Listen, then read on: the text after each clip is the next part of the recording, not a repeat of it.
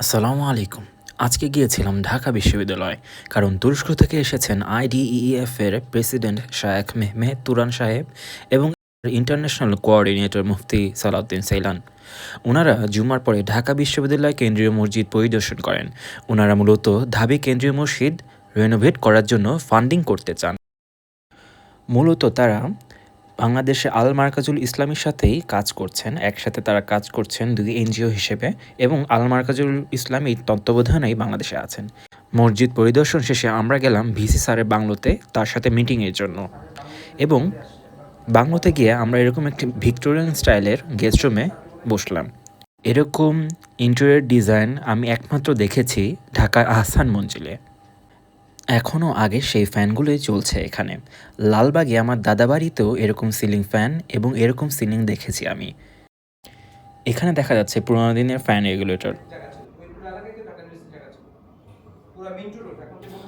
অপেক্ষা করতে করতে ভিসি স্যার চলে এলেন আমাদের মাঝে। মিটিং শুরু হলো। এই কাজটা আমরা হয়তো সব দিক বন্ধ করে দিয়ে একদম ঝাঁপিয়ে পড়লে হয়তো ১ মাসে করতে পারতাম। সেটা ঠিক আছে, আমাদের এই কষ্ট আমাদের ১ মাসের জায়গায় যদি ১.৫ মাস হয়, ১ মাস ৩ সপ্তাহ হয়, স্টেজটা কমপ্লিট করে ফেলতে পারতাম। আমাদের সমাজে আর কোনো অবস্থা নষ্ট না হয়। আর আমি আতিক মহোদয়ের কাছে আপনার কাছে রিকোয়েস্ট, আমরা যদি মিটিং শেষে বিদায় নিলেন ভিসি স্যার এবং শায়েখ মেহমেদ তুরান।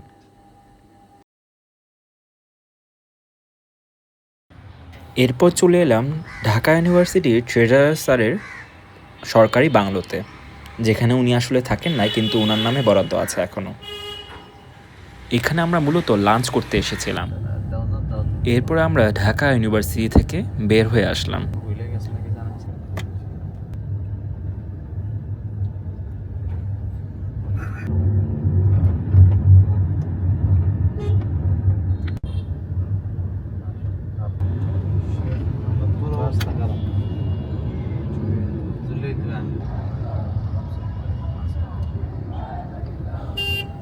যাওয়ার পথে ভোলা বরিশাল সেতু হওয়ার জন্য একটি মিছিল দেখতে পেলাম।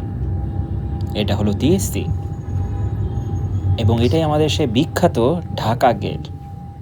O yüzden kaza oldu. Herkes kendi önüne bakıyor. Değişik bir düzen oturmuş.